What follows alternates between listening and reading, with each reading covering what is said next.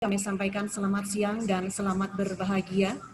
Selamat siang, Ibu. Innal hamdalillah nahmaduhu wa nasta'inuhu wa nastaghfiruh wa na'udzu billahi min syururi anfusina wa min sayyiati a'malina may yahdihillahu fala mudhillalah wa may yudhlil fala hadiyalah. Yang kami hormati Bapak Priyandono selaku narasumber diklat penulisan buku hari ini. Yang kami hormati pengurus MGMP Bahasa Indonesia SMA Negeri Swasta Kabupaten Banyuwangi Provinsi Jawa Timur.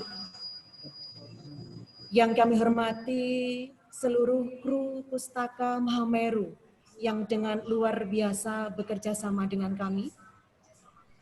Dan yang kami hormati pula seluruh peserta diklat.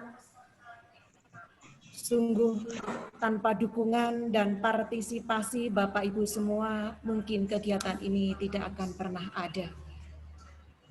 Memasuki hari yang terakhir, Bapak Ibu masih tetap semangat. Mudah-mudahan apa yang kita peroleh selama mengikuti kegiatan diklat ini melahirkan karya-karya baru kita yang lebih kreatif dan inovatif. Bapak Ibu, diklat hari ini 20 November 2020 dengan narasumber Bapak Priyandono. Namun sebelumnya kami bacakan biografi singkat beliau. Bapak Priyandono lahir di Rembang 16 Oktober 1969, lulus S1 jurusan Sejarah Unipa Surabaya tahun 1993. Di sela-sela kesibukannya sebagai seorang guru, Pak Pri sapaan akrabnya aktif menulis di berbagai media cetak dan elektronik. Jawa Pos, Kompas, Radar Surabaya, Duta Masyarakat, Birawa, Majalah Media, dan sebagainya. Selain menulis, berbahasa Indonesia juga menulis dalam bahasa Jawa di majalah Jayabaya, dan penyebar semangat. Menulis beberapa judul buku. Bukunya berjudul Berbisnis dengan Tuhan diterbitkan penerbit Quanta, Alex Media, Kamputindo Gramedia Group. Buku tersebut telah diterjemahkan ke dalam bahasa Melayu dan diterbitkan oleh penerbit di Malaysia. Ngomong-ngomongan karo ketua nih, turun dimulai. Novel terakhirnya berjudul Guru Pengangkut Air diterbitkan oleh penerbit Pagan Press.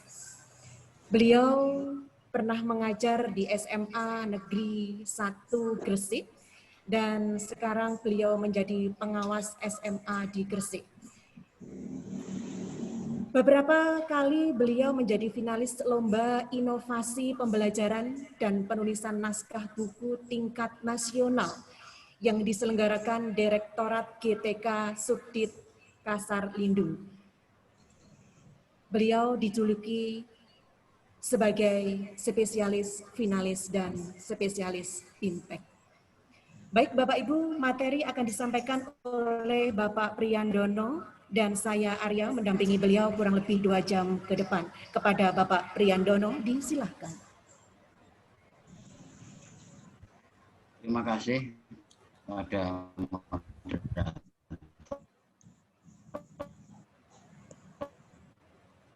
ya Hermayes Ohi atau Arya Ermiles Bapak. Siang. Assalamualaikum warahmatullahi wabarakatuh. Waalaikumsalam warahmatullahi wabarakatuh. Selamat siang dan salam sejahtera. Yang saya hormati Kepala Dinas Pendidikan, Kepala Cabang Dinas Pendidikan Wilayah Kabupaten Banyuwangi. Yang saya hormati Ketua MGMP Bahasa Indonesia SMA MA Negeri Swasta Kabupaten Banyuwangi beserta seluruh pengurus dan jajarannya, dan yang saya hormati pula Bapak Ibu guru peserta diklat atau apa ini istilahnya, kegiatan nulis bareng. Puji syukur marilah panjatkan kehadirat Allah Subhanahu wa taala karena pada siang hari ini kita masih diberikan kesehatan, masih diberikan kesempatan, masih diberikan taufik serta hidayah, sehingga pada siang hari ini kita masih dapat melaksanakan kegiatan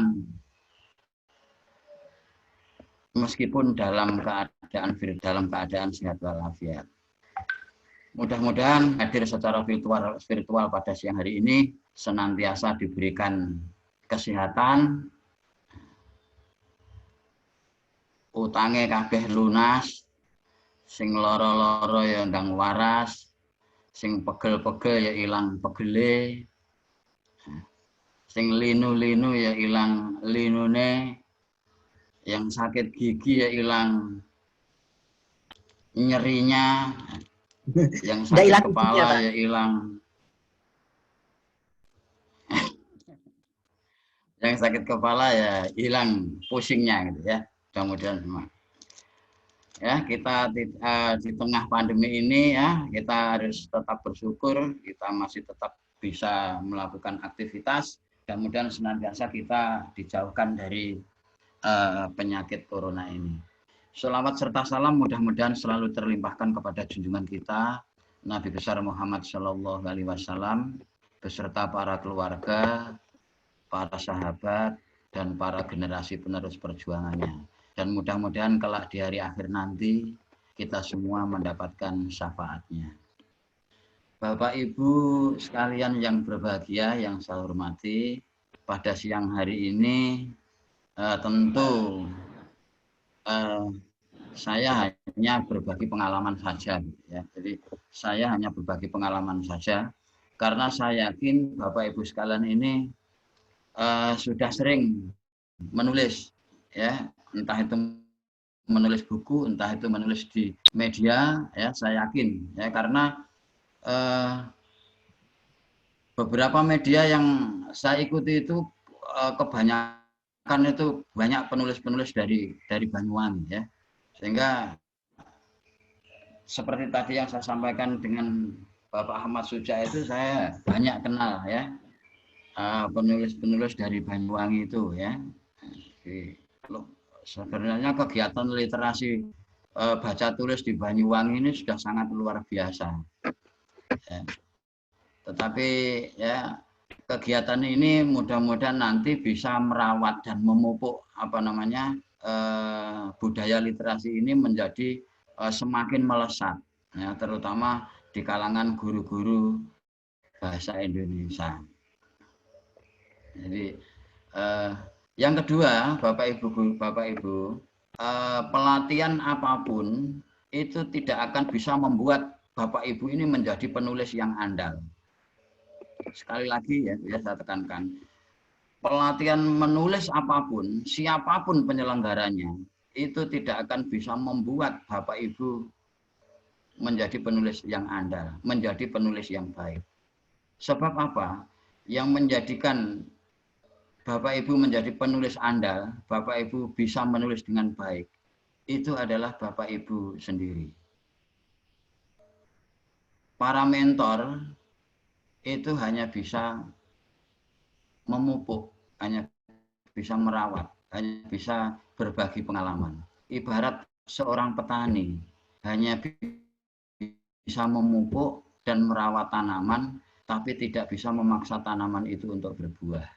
Nah, karena menulis ini adalah sebuah keterampilan, maka sudah barang tentu cara mempelajarinya tidak ada jalan lain yaitu dengan cara menulis itu sendiri. Saya yakin Bapak Ibu guru sudah sangat paham tentang ini. Ya. Baik Bapak Ibu, sekali lagi saya di sini hanya ingin berbagi saja pengalaman saya. Mudah-mudahan pengalaman saya ini nanti bisa dipadukan dengan Bapak Ibu sehingga ada beberapa jalan untuk menuju untuk menuju menjadi penulis yang baik. Ya. Baik, saya coba untuk melakukan share materi saya ya, Bu, ya. Sudah bisa dilihat, Bu? Hampir, Pak. Nah, sudah, Pak. Boleh. Tayangan saya sudah bisa, Pak? Sudah, Pak. Bisa. Sudah, Bapak Pak. Ibu, tayangan PPT saya sudah bisa dibaca, dilihat. Sudah, Pak. Sudah, Pak. Sudah muncul, Pak. Oh iya, terima kasih. Jadi saya sama Pak Muiz selalu diminta untuk menyampaikan materi tentang gagasan atau ide, ya, menemukan ide dan menuangkan gagasan. Ya, karena ini merupakan salah satu yang harus dimiliki oleh seorang penulis. Kalau kita mau melakukan atau membuat suatu tulisan, kalau tidak ada gagasannya, bagaimana? Ya. Kalau menurut Bapak Ibu Guru Bahasa Indonesia, gagasan itu harus ada dalam setiap paragraf. Bisa di awal kalimat, bisa di akhir, bisa di tengah. Bapak Ibu bilang seperti itu ya. Jadi gagasan ini harus ditemukan. Ya, jadi kalau dulu itu kita mencari gagasan, maka sekarang kita ubah menemukan gagasan. Jadi menemukan gagasan. Ya, jadi gagasan itu harus kita temukan. Kalau dulu kita cari seperti mencari barang berharga di onggoan sampah misalnya. Itu seorang pemulung. Nah, cara itu harus kita tinggalkan, maka yang kita lakukan adalah menemukan gagasan. Nah, gagasan ini tentunya apa ya? Gagasan ini kan masih terstruktur rapi di dalam isi kepala. Belum bisa dinikmati atau belum bisa disesap manfaatnya oleh orang lain karena masih berada di dalam isi kepala. Oleh karena itu gagasan ini perlu dituangkan. Ya, sebagai bahan motivasi ini ada apa namanya quote dari Albert Einstein. Gagasan ada bukan untuk disimpan, ya. Jadi gagasan itu tidak harus disimpan terus di dalam isi kepala. Tetapi harus ada sesuatu yang dilakukan terhadap mereka. Jadi apa yang harus kita lakukan terhadap gagasan itu? Harus kita tuangkan dalam bentuk apa? Dalam bentuk verbal, dalam bentuk oral, atau bagaimana? Nah, dalam kesempatan ini gagasan nanti akan kita tuangkan dalam bentuk tulisan. Kemudian yang kedua sebagai motivasi adalah kurangilah rasa ingin tahu Anda tentang orang. Tapi perbanyaklah rasa ingin tahu tentang ide, gagasan, dan pemikiran. Ya, karena inilah yang membuat hidup kita itu nanti akan semakin dinamis dan penuh harapan dengan ide-ide cemerlang kita ini. Nah, biasanya ide ini muncul karena adanya situasi yang diharapkan itu tidak situasi yang sebenarnya itu tidak sesuai dengan situasi yang diharapkan. Jadi ada satu kesenjangan antara das solen dan das sein sehingga kita ada muncullah ide-ide itu. Dan ide itu tidak harus disimpan tapi harus dituangkan dalam bentuk tulisan itu. Nah, selanjutnya ide atau gagasan itu dari mana kita menemukannya? Nah, kita bisa menemukan gagasan itu dari bacaan. Jadi kita membaca. Jadi seorang penulis itu ya identik harus gemar membaca. Kegiatan membaca dan menulis ini adalah ibaratnya seperti sekeping mata uang logam. Kedua sisinya sama-sama pentingnya. Karena dari membaca ini nanti kita akan mendapatkan gagasan. Kadang-kadang kita hanya membaca status di media sosial saja, gagasan kita langsung muncul. Ya, jadi berasal dari gagasan. Yang kedua dari perasaan. Ya, perasaan sedih, perasaan gembira, galau, ini kemudian bisa menjadi gagasan. Dan gagasan itu nanti bisa kita tuangkan dalam bentuk cerita pendek, bisa kita tuangkan dalam bentuk naskah drama, bisa kita tuangkan dalam bentuk puisi dan lain sebagainya. Ya, gagasan juga bisa berasal dari keinginan, dari tontonan, dari pengetahuan, ya, dan banyak sekali. Kita menemukan ide itu banyak sekali, ya. Oleh karena itu nanti kita harus ubah mindset kita dari doing nothing menjadi doing something. Biasanya kalau kita habis membaca, selesai, letakkan, kita harus habis melihat tontonan, selesai, ya sudah, tidak ada jejak-jejak apa-apa, maka mulai sekarang kita harus melakukan sesuatu, ya, doing something.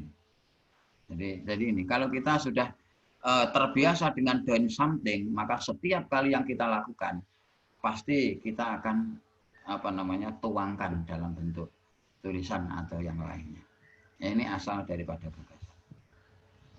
Saya masih belum sampai ke buku ya Bapak Ibu ya. Belum sampai ke buku. Nanti saya singgung di bagian yang agak akhir ini untuk yang bagaimana kita menemukan gagasan dan apa yang harus dilakukan sebagai seorang penulis. Nah, kalau sebagai seorang penulis ini modalnya Bapak Ibu. Ini modalnya. Yang pertama adalah niat. Ya, kita harus tata niat. Karena menjadi penulis itu berat. Berat sekali Bapak Ibu menjadi penulis itu. Ya, bahkan lebih berat daripada rindu untuk menjadi penulis itu. Dan maka oleh karena itu harus kita tata dulu niat. Orang melakukan perbuatan tanpa niat itu sama halnya tidak melakukan perbuatan. Ya, modal yang kedua adalah alat tulis. Suaranya Kak wanter ngono. Gak iso kayak iku ya. Pak.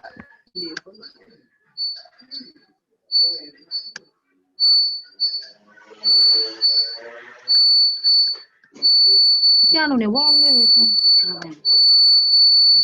Bisa didengar? Halo, kok gini ya? Suaranya kayak ngono. Lanjut Pak Pri, lanjut. Bisa ya? Ya.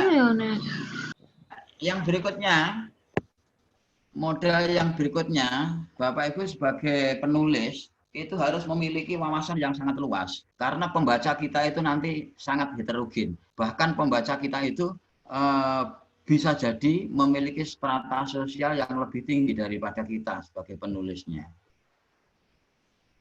Misalnya kita menulis di koran atau menulis di web dan lain sebagainya. Mungkin pembacanya itu memiliki strata sosial yang lebih tinggi daripada kita, ya, dan memiliki pengetahuan yang juga lebih luas daripada kita. Maka sebagai seorang penulis harus memiliki wawasan yang lebih luas sehingga tulisannya itu benar-benar tulisan yang point of view-nya, sudut pandangnya itu benar-benar banyak, ya, dilihat dari berbagai sudut pandang. Jadi, nah caranya untuk wawasan yang luas seperti apa? Yaitu tadi salah satunya yaitu dengan cara membaca. Ya, kita mendapatkan wawasan itu ya dari membaca dan lain sebagainya tadi. Modal yang berikutnya adalah responsif. Seorang penulis itu harus responsif terhadap fenomena yang sedang menyembul ke permukaan. Kalau kita tidak responsif, maka tulisan-tulisan kita itu menjadi tidak diminati karena dianggap sudah tidak aktual lagi. Ya. Jadi seorang penulis itu ibaratnya menghadapi kopi panas yang harus segera diminum. Sebab kalau tidak segera diminum, kopi itu nanti akan dingin dan rasanya tidak enak. Menulis juga begitu. Kalau ada fenomena yang menarik untuk ditulis, dan itu sedang rame-ramenya dibicarakan, maka kita harus menulisnya tentu dengan angle atau sudut pandang yang berbeda. Jangan dari sudut pandang yang sudah sering dibahas oleh banyak orang, yang unik. Ya. Yang berikutnya adalah swasunting. Swasunting ini Bapak Ibu merupakan kemewahan terbesar yang dimiliki oleh seorang penulis. Profesi yang lain tidak punya yang namanya swasunting. Swasunting ini artinya adalah menata tulisan sendiri sebelum di-share ke ranah publik. Supaya tulisan kita itu tidak banyak tiponya. Jadi kalau misalnya Bapak Ibu sekarang sudah terbiasa setelah nulis selesai langsung di-share, sekarang jangan. Dilakukan swasunting dulu. Diedit sendiri terlebih dahulu sehingga tidak banyak tipunya, supaya nanti di ranah publik ini tidak banyak salahnya, ya, di swasunting itu sendiri. Ini hanya dimiliki oleh penulis. Seorang orator tidak punya ini, karena seorang orator itu adalah menyampaikan konsep dan gagasannya itu secara oral dan secara langsung. Nek salah ya wis paling dirala. Ya. Jadi seperti ini. Tapi kalau swasunting tidak. Kalau penulis tidak punya kesempatan yang disebut dengan swasunting ini. Maka swasunting ini harus benar-benar dimanfaatkan oleh Bapak Ibu supaya tulisannya itu benar-benar perfect ketika dikonsumsi oleh publik. Berikutnya adalah biasanya kalau sudah menjadi penulis, ya, kalau tulisan kita dimuat di sana sini, ini berkaitan dengan niat ya. Ada pesan dari budayawan kita, Pak Jawawi Imron. Saat kamu menulis tuh ada yang melihat tanganmu yang bergerak, ada yang membaca, yaitu Allah dan malaikat. Ketika menulis hanya ingin disanjung, maka yang akan tampak di situ hanya rasa arogansi yang terselubung. Jadi sekali lagi tadi sudah saya sampaikan, niatnya itu harus ditata. Jangan silau dengan sanjungan. Karena yang tersanjung itu mudah kesandung. Ya, jangan bangga dengan tepuk tangan. Karena banyak nyamuk yang mati karena banyak orang yang tepuk tangan. Ya, jadi kita niatkanlah menulis itu untuk berbagi. Kalau Bapak Ibu bersiap untuk menulis buku, maka tebalkan buku Bapak Ibu supaya banyak manfaat dan inspirasi yang disesap oleh pembaca. Ya, jadi ini pesan yang berkaitan dengan niat tadi ya, modal yang pertama tadi. Ya. Yang berikutnya, ini tadi juga sudah saya sampaikan, menemukan ide dengan prinsip seperti seorang pemulung itu adalah cara lama yang harus dihindari.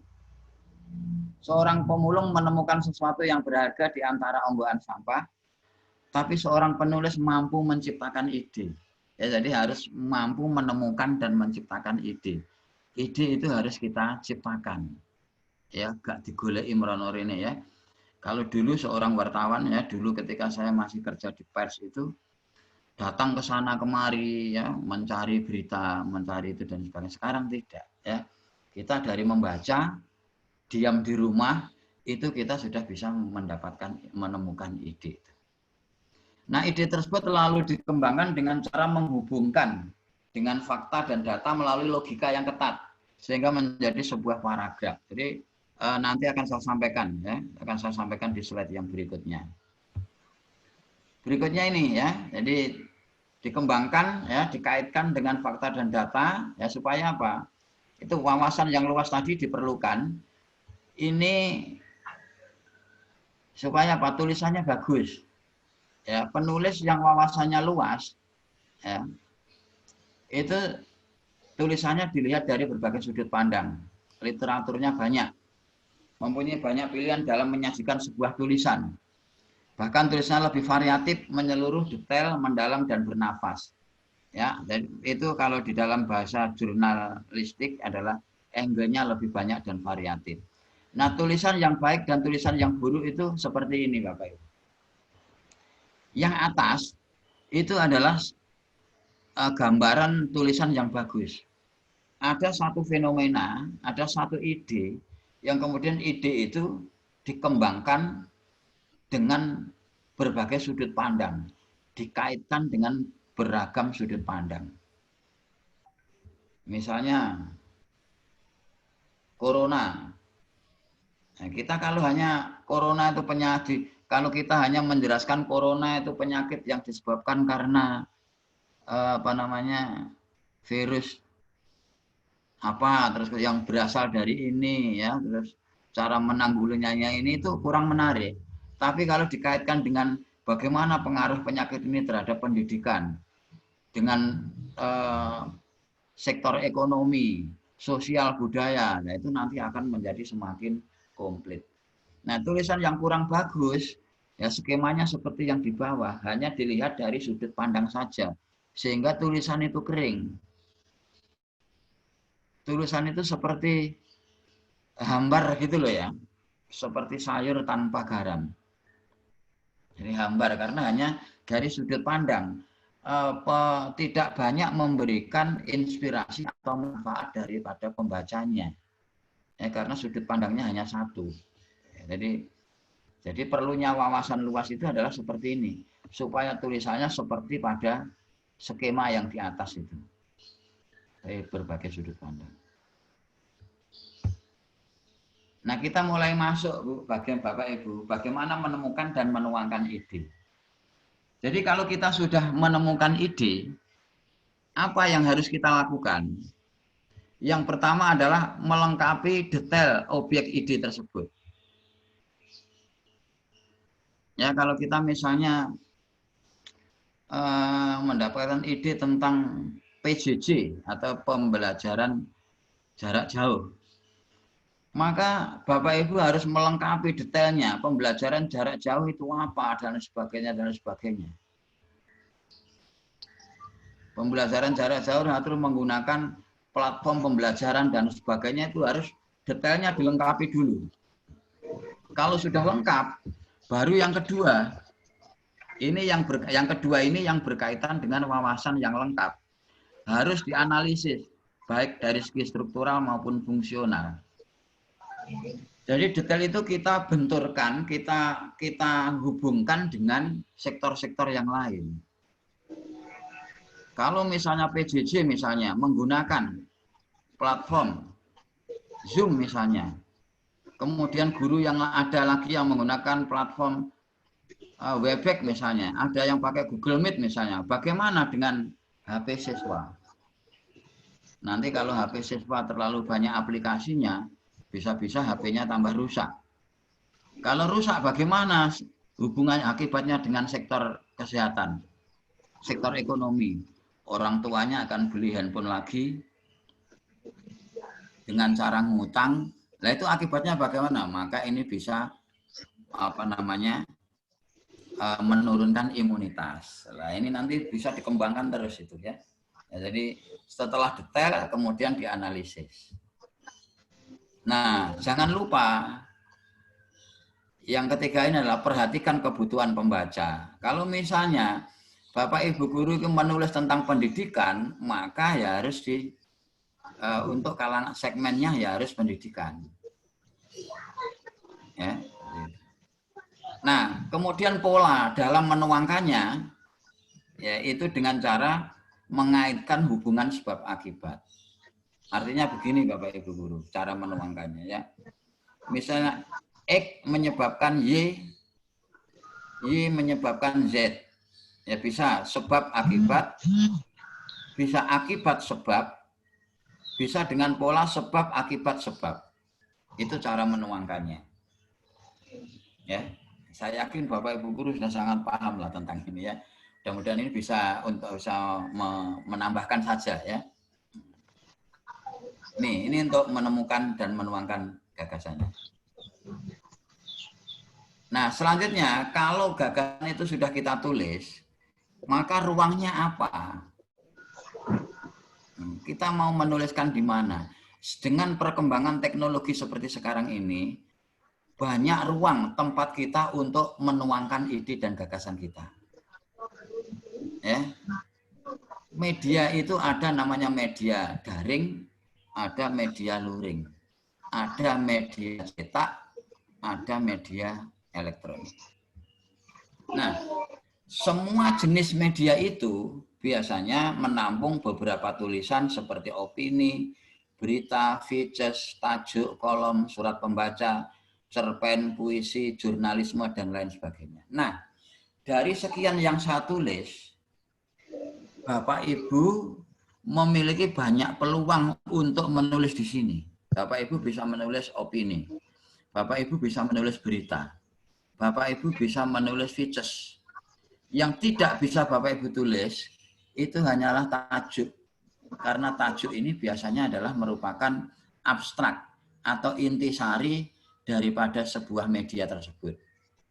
Ada yang menyebutnya tajuk secara konsisten, ada yang menyebutkan editorial, kalau di Jawa Pos itu jati diri, itu merupakan abstrak atau intisari atau pandangan daripada redaksi, ya, pandangan esensi daripada redaksi terhadap fenomena yang sedang hangat-hangat dibicarakan.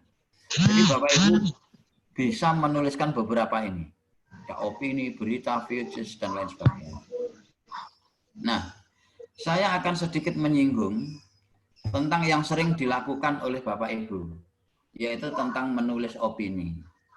Ya, ini kalau tidak salah di Banyuwangi ini, sama Pos Radar Banyuwangi itu memberikan ruang yang luas bagi Bapak Ibu guru untuk menuangkan ide dan gagasannya di koran itu. Saya sering membaca tulisan kawan-kawan di Radar Banyuwangi, ya, karena biasanya setelah dimuat begitu kan PDF-nya atau fotonya itu biasanya di-upload di media sosial. Jadi struktur opini seperti ini, dasolen, ya, diawali dengan dasolen, yaitu kondisi yang diharapkan, kondisi yang ideal. Ya. Nah, setelah menulis kondisi yang ideal, kita baru menuliskan kondisi yang sebenarnya. Nah, opini kita itu sebenarnya ada di antara dasolen dan desain. Jadi di opini ini nanti kita menyampaikan gagasan kita untuk mempersempit kesenjangan antara dasolen dan desain ini.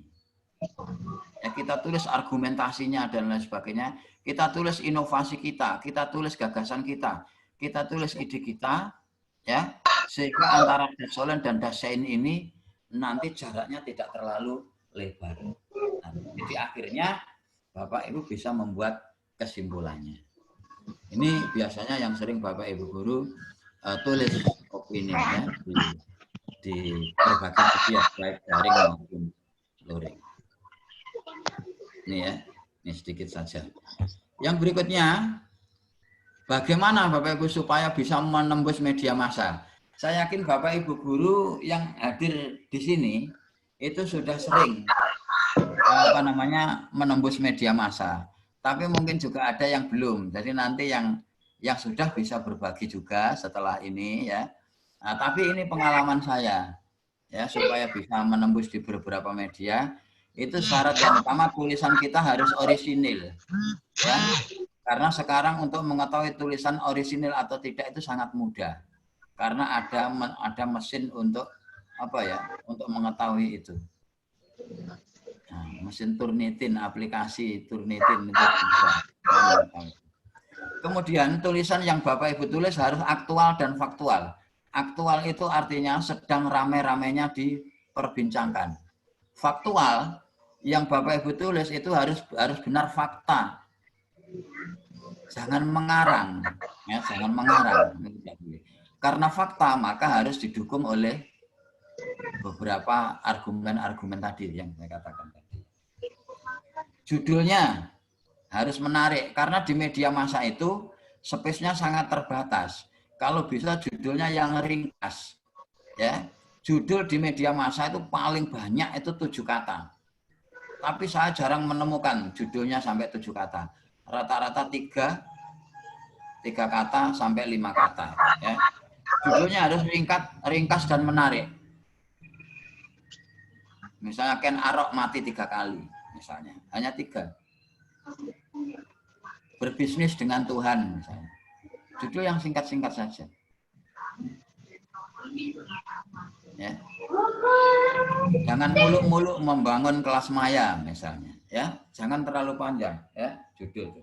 Kemudian lead ini adalah paragraf pertama. Bapak Ibu, untuk mensiasati redaktur di media itu biasanya tidak semua, ya, ini tidak semua. Biasanya karena kiriman naskah itu banyak, biasanya yang dibaca awal itu adalah lead. Nek lead api, maka redaktur itu akan membaca seterusnya. Tapi kalau paragraf pertama wis elek, wah, biasanya langsung dibuat. Ya, maka Bapak Ibu guru upayakan kalau mengirim tulisan di media massa, gunakan kerangka atau model piramid. Ya, jangan piramida yang terbalik. Nanti kalau piramida yang terbalik, dikhawatirkan bagian yang penting di akhir itu malah dihilangkan. Ya, jadi ini. Lead, ya, paragraf pertama ini adalah paragraf yang krusial, yang sangat menentukan. Jadi harus diperhatikan ini, ya. Kemudian hindari istilah asing. Ya, bukan berarti orang yang menulis menggunakan istilah asing itu adalah penulis yang hebat, yang pandai, yang cerdas, enggak. Justru harus menghindari istilah asing. Istilah asing ini boleh digunakan apabila belum ada padanan katanya. Atau kita sulit untuk mencari padanan katanya. Maka mau tidak mau kita tulis istilah asing dengan ditandai dengan dicetak miring. Jadi tulisan yang menggunakan cetak miring itu adalah menggunakan kata-kata yang tidak lazim. Ya, kata-kata yang tidak umum dipakai. Ya. Kemudian perhatikan permintaan redaktur. Kalau di opini itu biasanya 700 sampai 850 kata.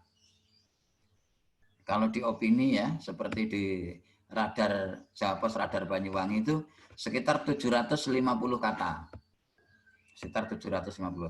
Jangan lebih, kalau mintanya 750 jenengan buat 1000. Wah, nanti malah redakturnya ki kok akeh men karepe piye to, maca apa gak iki seperti itu nanti ya. Gitu.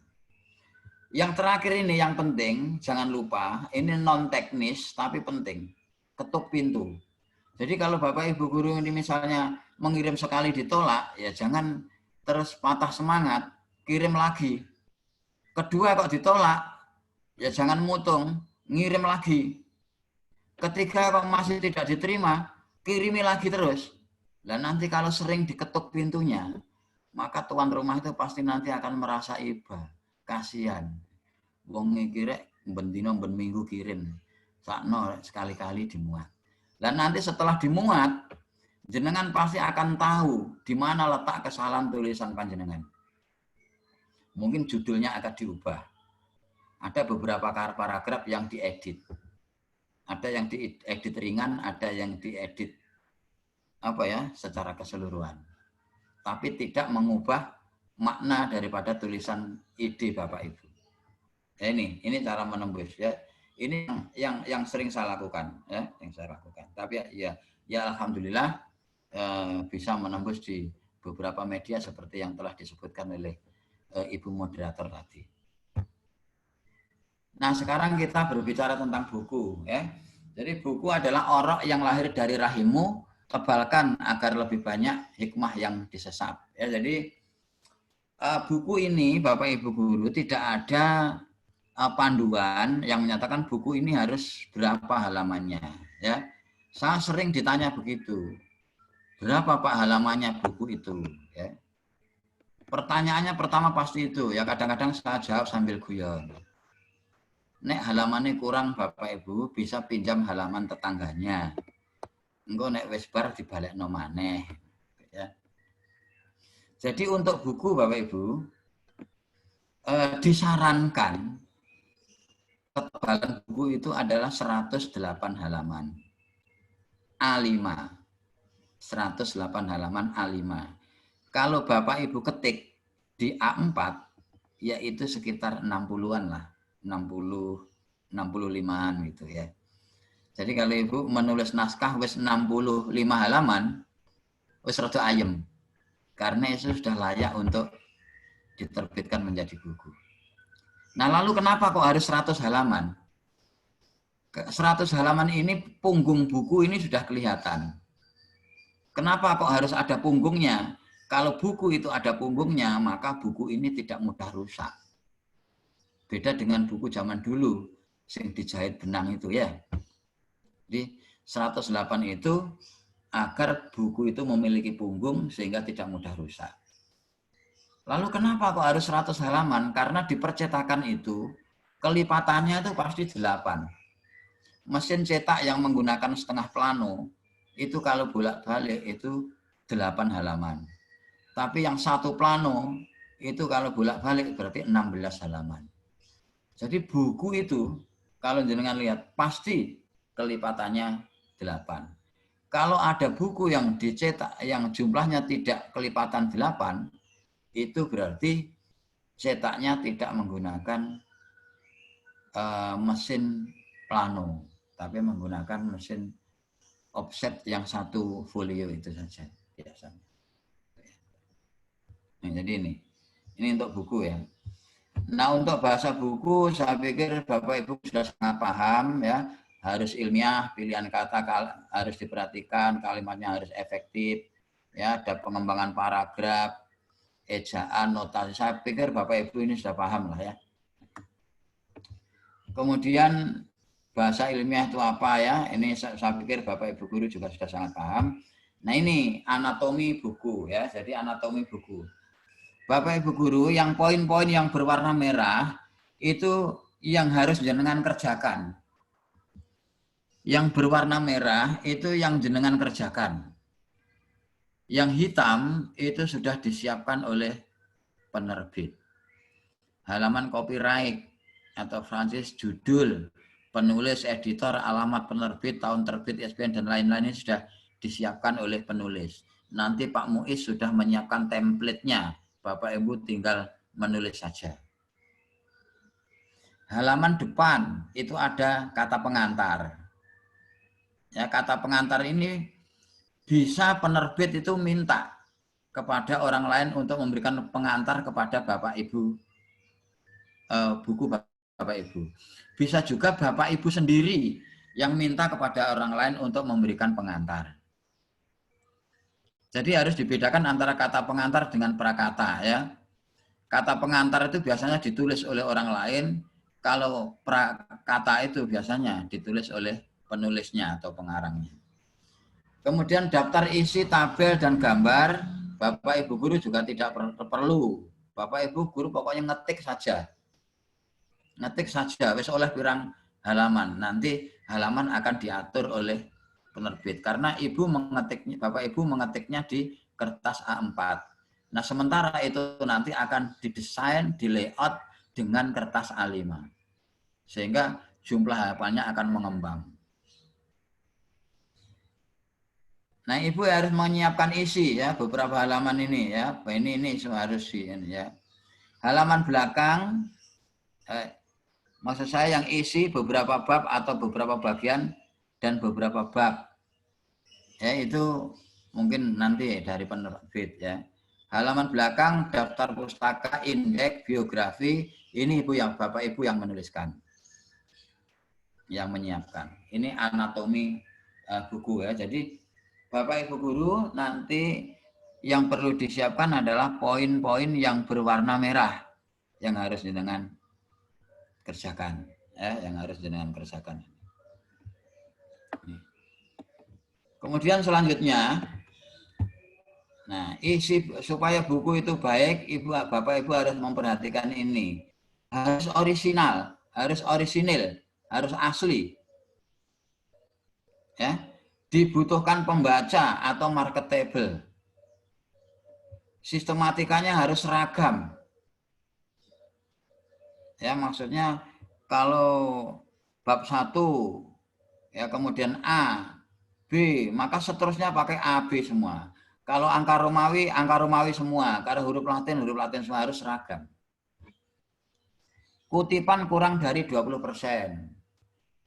Ini yang baik ya. Tapi kalau di perlombaan, di ajang kompetisi, itu biasanya masih ada toleransi sampai 30%. Ini kalau buku yang apa namanya yang di pasaran itu kutipannya maksimal 20% ini.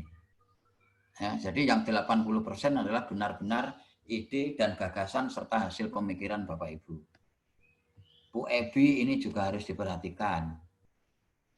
Ya, biasanya yang paling salah itu adalah penggunaan kata depan dengan membedakan kata depan dengan imbuhan. Kemudian kata-kata yang sering ya, misalnya apotek, apotik, ya. Aktivitas pakai V dengan V lah, seperti itu. Itu hal-hal kecil tapi juga perlu diperhatikan. Ya, sangat harus diperhatikan. Kemudian kalau Bapak Ibu menulis buku teks, ya tolong dilengkapi dengan gambar, tabel, dan grafik. Fungsinya gambar ini adalah untuk memperjelas daripada tulisan Bapak Ibu. Kalau di koran, di majalah, pasti ono gambare. Supaya apa? Supaya tulisan itu tidak dianggap fiktif, tidak dianggap abal-abal. Ono buktine gambar itu tadi. Ya. Tapi juga begitu, gambarnya ojo akeh, jangan terlalu banyak. Sesuai dengan kebutuhan saja. Nek butuhnya siji ya siji ae. Butuhnya 2 ya 2. Ojo sampai misalnya supaya halamannya penuh, gambarnya dikai wakeh, tulisannya mek titik. Loh, apa itu tidak boleh, Pak? Boleh. Kalau memang buku jenengan itu memang ingin menampilkan apa ya? Jenengan ingin menyampaikan ide gagasan itu melalui gambar. Jadi narasinya justru yang sedikit. Dan narasinya yang sedikit, paling 5W 1H saja. Kalau memang itu benar-benar ingin apa ya? Lebih dikuatkan pada gambarnya. Nah, kalau buku teks juga harus dilengkapi dengan soal dan contoh soal dan silabusnya. Yang terakhir Bapak Ibu, yang paling penting nih ya. Tadi jangan lupa perhatikan kebutuhan pembaca. Karena sekarang ini banyak orang yang aktif menulis tapi melupakan pembacanya. Nulis terus tapi tidak pernah berpikir siapa nanti yang akan membaca buku saya. Nah, oleh karena itu perlu diperhatikan sebelum Bapak Ibu menentukan buku apa yang mau ditulis, Bapak Ibu harus tahu apa yang dibutuhkan oleh pembaca itu. Nah, umumnya setidaknya yang dibutuhkan pembaca itu ada 5 hal. Yang pertama adalah solution, yaitu buku-buku atau tulisan-tulisan yang bisa memberikan solusi terhadap persoalan yang dihadapi oleh para pembaca. Ya, jadi ini. Jadi harus solution, buku yang benar-benar atau tulisan yang mampu, yang bisa memberikan solusi. Misalnya saya ingin golek duit angel, misalnya, ya, karena pandemi. Nah, Bapak Ibu bisa menulis kaya mendadak di saat pandemi, misalnya. Kayaknya misalnya. Ya. Kemudian hidden fact, yaitu buku-buku atau tulisan-tulisan yang mengungkap fakta-fakta yang selama ini disembunyikan. Nah, makanya tadi saya katakan, Bapak Ibu harus menulis dari sudut pandang yang berbeda. Ojo sing wis biasa. Nek sing wis biasa paling dibaca judul tok sudah bisa ditebak di akhirnya. Tapi Bapak Ibu coba mencari angle yang lain. Ya, fakta-fakta selama ini yang disembunyikan, ya, itu coba Bapak Ibu ungkap. Nah, itu nanti itulah yang banyak disukai oleh.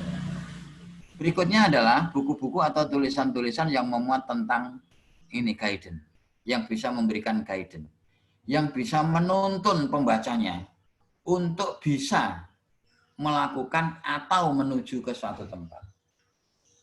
Pengen gawe sayur asem rasa stroberi itu kayak opo. Nah, Ibu membuat resepnya. Pengen gawe nasi goreng rasa keju seperti apa, Bapak Ibu bisa membuat. Misalnya ini, cuma misalnya saja.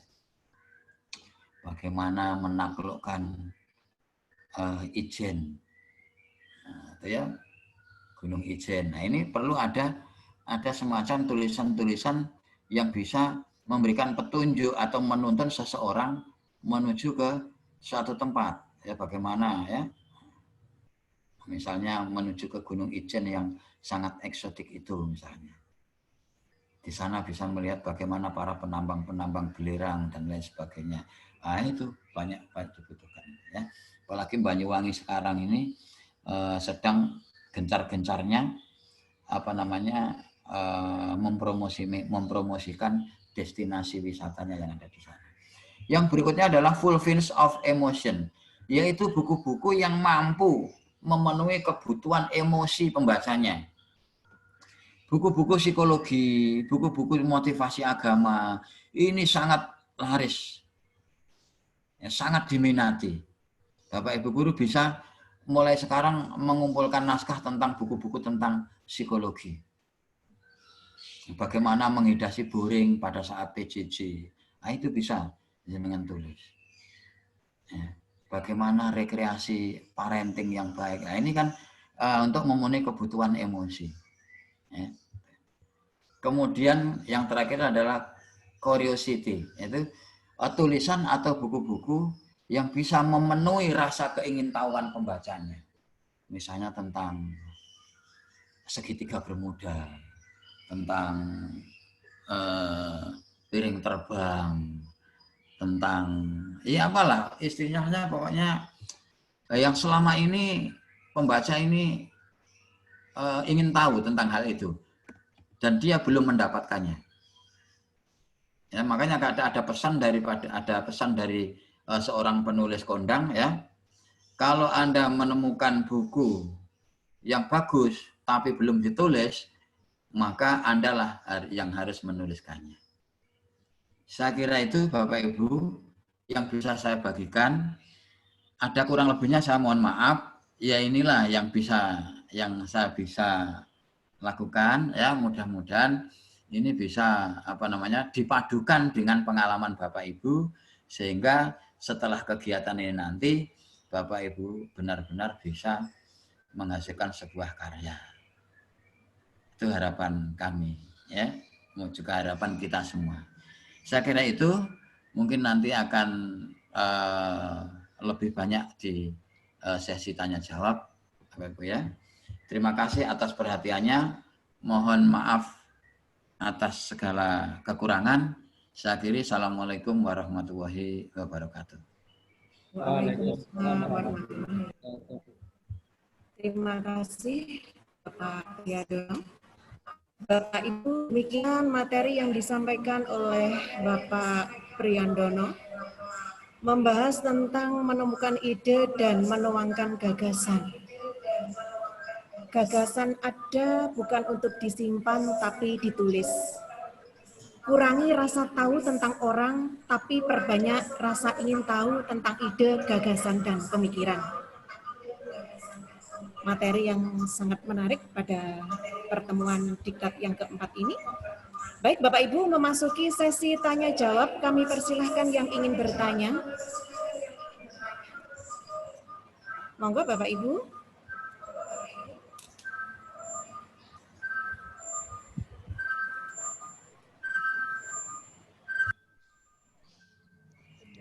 Bagaimana Bapak Ibu?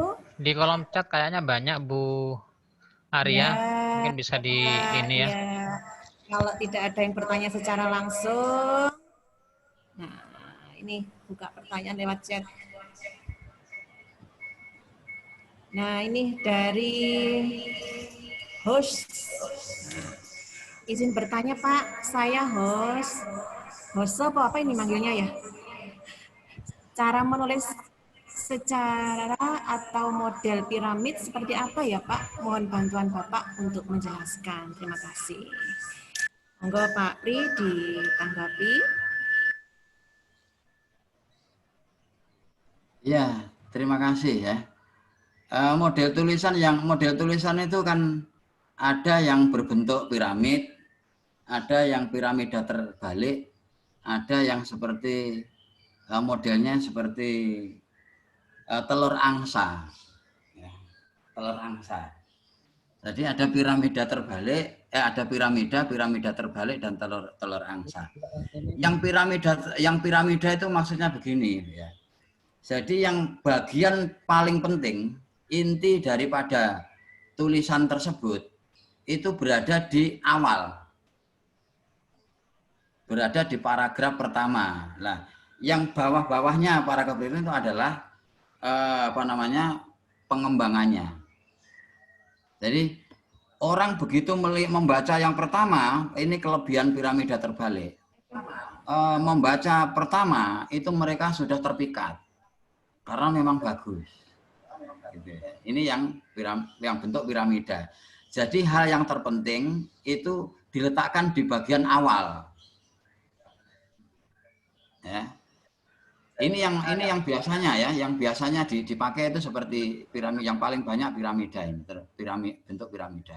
Kalau piramida terbalik, berarti bagian yang paling penting itu ditaruh di bagian belakang. Jadi kita paparkan secara umum, detail-detailnya, kemudian kita kaitkan dengan sana sini, baru terakhir nanti di konklusinya, di bagian kesimpulannya, di bagian yang paling akhir. Nah, kalau di bagian paling akhir ini, itu agak berbahaya. Karena kalau kita mengirimkannya itu di media, itu dikhawatirkan, karena media itu ruangnya terbatas, jangan-jangan engkau gak diwocok kabeh, akhirnya sing ngisor itu yang dibuang. Ya. Jadi ini bentuk tulisan yang piramida terbalik. Sing bagian penting malah ditokok mburi. Tapi juga enggak apa-apa, begitu juga enggak apa-apa. Itu namanya style ya. Nama style gayanya. Kadang-kadang kita memang harus variatif ya. Kadang kita meletakkan yang yang penting itu di awal, kadang juga di belakang. Kalau yang telur angsa itu pokok pikiran atau gagasan itu setiap paragraf ada, ya menyebar di seluruh paragraf, sehingga seperti telur angsa itu tadi diistilahkan telur angsa itu. Jadi itu ya Bu Hos ya, yang piramid itu berarti yang bagian penting ditaruh di awal. Kalau kebalikannya adalah piramida terbalik, yang bagian penting kesimpulannya ditaruh di belakang. Saya kira begitu, Bu Arya. Oh iya Pak. Ya. Ini ada pertanyaan lagi dari Resa. Tapi bagaimana tadi dari Bu sudah jelas ya? Ini Bu, saya mencoba untuk menanggapi, bisa? Oh iya. Dari penjelasan. Iya. Gini, saya kan sempat menulis Bu, lalu memang seperti yang diutarakan oleh Pak tadi, untuk mengirim ke media itu kan memang agak sulit ya, Pak. Nah, pengalaman saya ketika saya menulis itu, saya memang mulai dari masalah yang ada, masalah yang terjadi karena saya ini sebagai guru SMA, jadi saya melihatnya misalnya kayak PJJ ini kan banyak anak-anak saya itu keluhan terkait dengan PJJ ini. Nah, saya mencoba mengungkapkan masalah-masalah yang ada pada murid saya, lalu saya memberikan semacam solusi seperti itu. Nah, apakah tulisan saya ini memiliki kaitan dengan apa yang Bapak jelaskan tadi terkait dengan Dasein dan Dasolen itu? Mungkin saya belum terlalu paham Pak terkait dengan penjelasan Bapak tadi. Terima kasih ya Pak.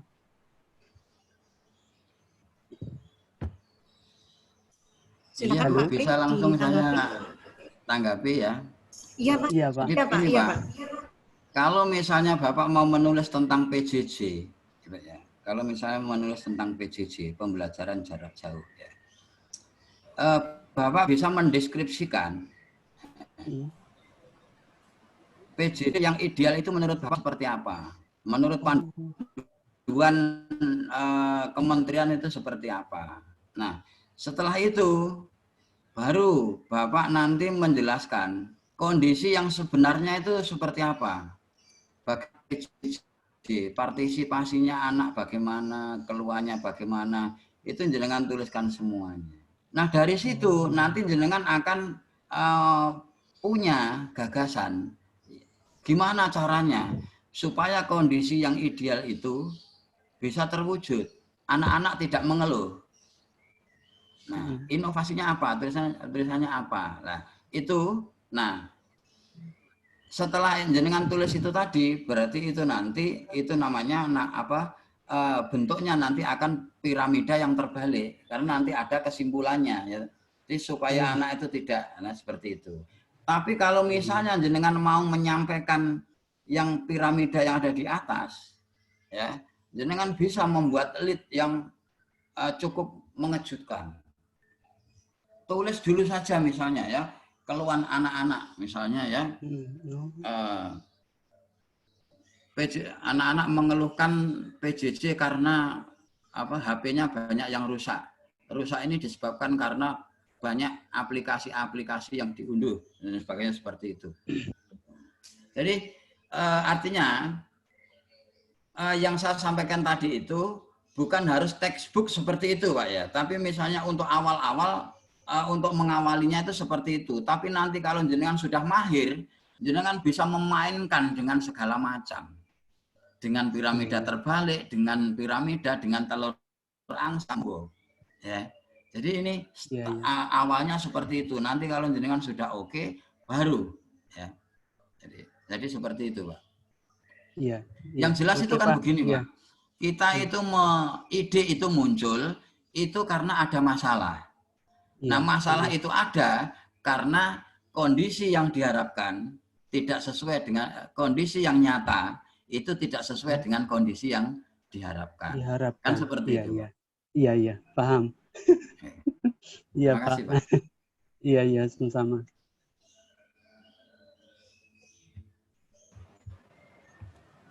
Monggo, Bapak Ibu. Sudah jelas ya, Pak Hos Iya, ya? Bu. Iya. Terima kasih ya, Pak. Iya, sama-sama. Bapak Ibu yang lain silahkan yang ingin bertanya lagi. Kami persilahkan untuk bertanya secara langsung dengan Bapak Priyandono. Ya, kalau tidak ada, ini ada lagi di chat masuk. Tapi kok ini pertanyaan ke Pak Suja ya, Pak ya? Apa mungkin ini salah ya? Kalau artikel dari PTK yang kita buat, apa bisa, apa tidak ya? Pak Suja, kok ke Pak Suja ini? Iya, Oh, ke email. Ini masalah email, berarti kita lewati aja. Coba saya lihat lagi untuk pertanyaan di chat. Pak Priyandono izin minta PPT Bapak yang keren, katanya Pak. Nanti minta Pak ya. Oh iya Bu, nanti lewat Pak Muiz ya Bu ya. Sudah saya kirim ke Pak Muiz kalau tidak salah. Nah, ada yang bertanya lagi nih Bapak Ibu. Kalau tidak ada mungkin saya yang bertanya nih Pak. Gini Pak Pri, menanggapi pernyataan Bapak yang disampaikan tadi bahwa seorang penulis itu berat, bahkan lebih berat dari rindu. Nah, berat seperti apa yang dimaksud Pak? Sebab mendengar kata berat, seorang penulis pemula itu sudah merasa ketakutan Pak. Mohon penjelasannya Pak. Iya Bu. Ya memang begini Bu ya. Saya katakan berat itu, jadi penulis ini menjadi penulis, semua orang itu bisa memerankan profesi ini. Dan semua orang juga punya kesempatan untuk memerankan profesi sebagai penulis. Nah, berat ini dalam tanda kutip sebenarnya lebih pada unik ya Bu ya. Karena apa? Penulis ini satu, selalu berhadapan dengan garis kematian, yaitu deadline. Deadline kan garis kematian ya Bu ya. Jadi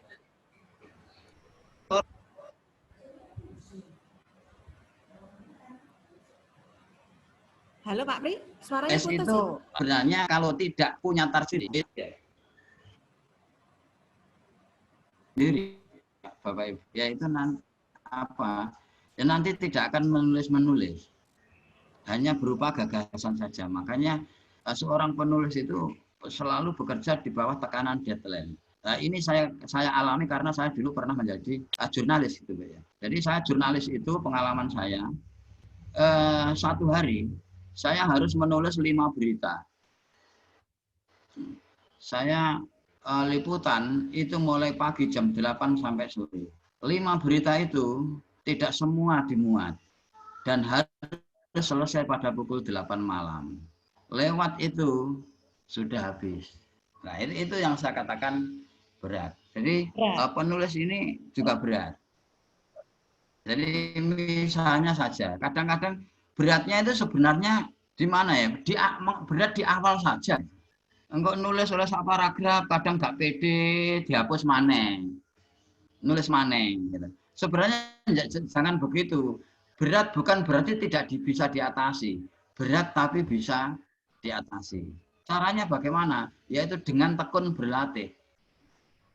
Saya tidak pernah Bu ya, nek mengetik memang mudah Bu, tapi menghasilkan tulisan yang baik itu yang berat. Ya makanya tadi saya katakan apapun bentuknya pelatihan, siapapun yang itu tidak bisa membuat seseorang itu menjadi penulis yang andal. Siapa yang bisa menjadi penulis yang andal? Ya dirinya sendiri itu. Makanya sebenarnya berat itu sebenarnya relatif. Ya, benar di sini adalah relatif. Ya, seperti saya ini misalnya kalau kadang-kadang si sana minta tulisan seperti ini, si sana minta kata pengantar seperti ini. Nah, semua itu selalu di deadline. Nah, jadi ini kan kalau tidak terbiasa kan juga berat juga gitu ya. Makanya saya katakan berat ini lebih pada istilahnya itu relatif. Ya kalau pemula misalnya berat, ya kita harus istiqomah berlatih menulis tiap hari. Tapi kalau bisa harus cari mentor, pembimbing. Mentornya siapa ya? Kawan sendiri dan lain sebagainya. Ya. Maka harapan kita semua nanti setelah selesai pelatihan ini, mari kita yang saya sebut berat itu kita atasi dengan cara tekun untuk berlatih. Nah, yang saya alami ya, saya ini sebenarnya belajar menulis secara otodidak. Ya, belajar menulis secara otodidak. Saya pertama kali yaitu dengan cara menjadi epigon terlebih dahulu. Saya sering membaca tulisannya orang-orang yang membaca tulisannya penulis-penulis hebat. Gayanya seperti apa? Saya membaca tulisannya Pak DI Dahlan Iskan. Kadang-kadang saya pakai tulisannya pendek-pendek. Kadang satu kalimat cuma 3 kata, 4 kata. Kadang satu kata itu jadi 1 kalimat. Ya, seperti itu. Saya juga meniru tulisannya AS Laksana. Tulisannya panjang-panjang. Jadi, tidak apa-apa. Kita menjadi epigon dulu, tidak apa-apa. Setelah itu baru kita menemukan diri kita sendiri. Karena semua itu proses, tidak bisa langsung ujuk-ujuk, tiba-tiba. Semuanya proses. Saya kira begitu, Bu Arya. Jadi berat ini saya ulangi sekali lagi, Bu ya, relatif Bu ya. Ya Pak, ya. Soalnya kan beda lagi kalau ada pernyataan menulis itu gampang, menulis itu mudah. Jadi seseorang pemula itu lebih tertarik untuk ingin segera menulis. Beda lagi dengan perkataan berat gitu, Pak. Pak, terima kasih ya Pak atas penjelasannya. Silakan Bapak Ibu yang lain yang ingin bertanya. Tidak ada? Tidak ada lagi yang bertanya, Pak Pri. Mungkin materi hari ini bisa diakhiri. Bapak Priyandono, kami mengucapkan terima kasih atas ilmunya yang diberikan pada hari ini. Semoga ilmu yang kami peroleh hari ini bisa menjadi pemicu kita untuk lebih banyak mengeluarkan ide. Terima kasih Pak Pri atas ilmunya hari ini. Ya, sama-sama Ibu. Saya juga terima kasih karena sudah diberikan kesempatan untuk berbagi. Saya sedikit akan menyampaikan kepada Ibu tadi ya, saya tanggapi. Jadi yang mengatakan menulis itu mudah, itu adalah memang motivator, Bu, karena memang pekerjaannya adalah memotivasi. Ya. Jadi kalau saya itu belum pernah sama sekali menulis itu mudah, benar-benar sulit. Ya. Untuk menembus media saja kita kadang sampai 10 kali ya lebih. Iya, berat. Sekali lagi saya mohon maaf Bapak Ibu. Ya, Bapak, nanti sama-sama, insya Allah PPT-nya saya sampaikan ke Pak Muiz biar nanti dibagi ke grup. Iya, Pak. Terima kasih. Terima kasih. Bagiannya ya guru Ini setengah telu tapi harap bisa menghasilkan sebuah produk Karena itu Bapak Ibu, kami harapkan bisa mengirimkan sebuah karya apapun itu, bisa cerpen, bisa puisi, dan sertifikat ya Pak Suja ya. Sertifikat bisa dibagikan setelah mengirimkan sebuah karya. Tentang penjelasannya seperti apa nanti akan dijelaskan oleh Bapak Suja. Kepada Bapak Suja disilakan. Terima kasih Bu Alia. Terima kasih Pak Yandono untuk hari ini yang luar biasa, dan terima kasih pula kepada para peserta pendidikan dan pelatihan penulisan buku yang diselenggarakan seorang guru mata pelajaran bahasa.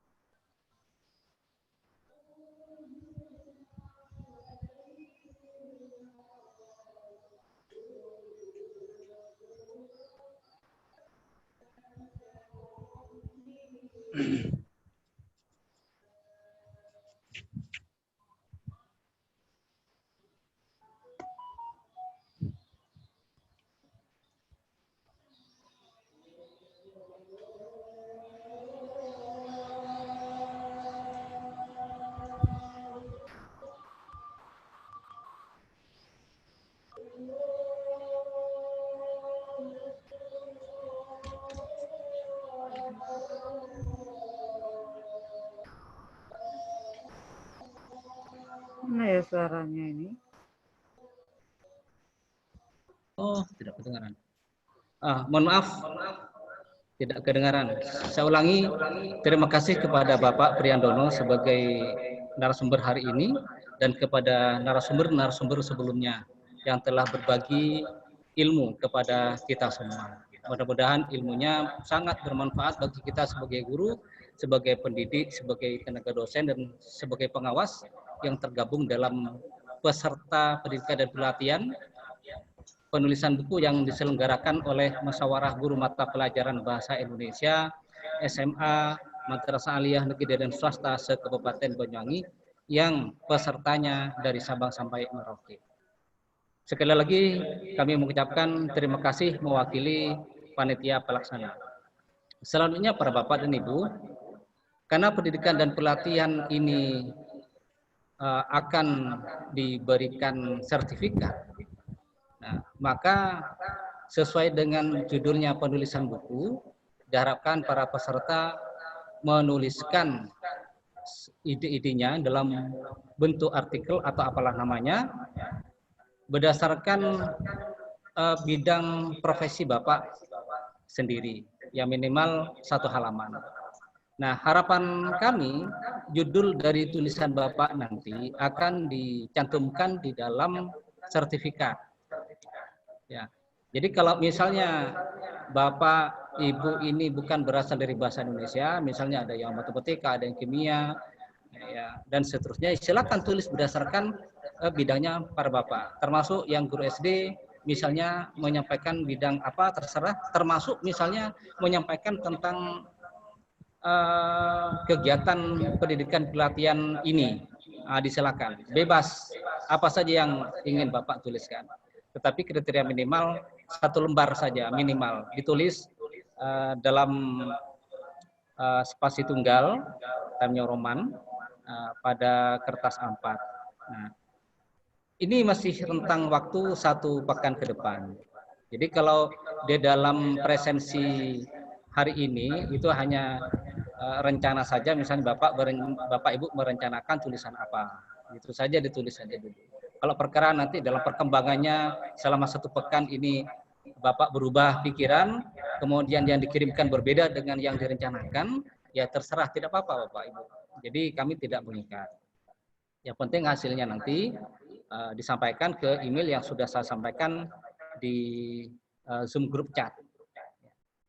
Saya kira itu para Bapak, ada yang mau ditanyakan, disilakan.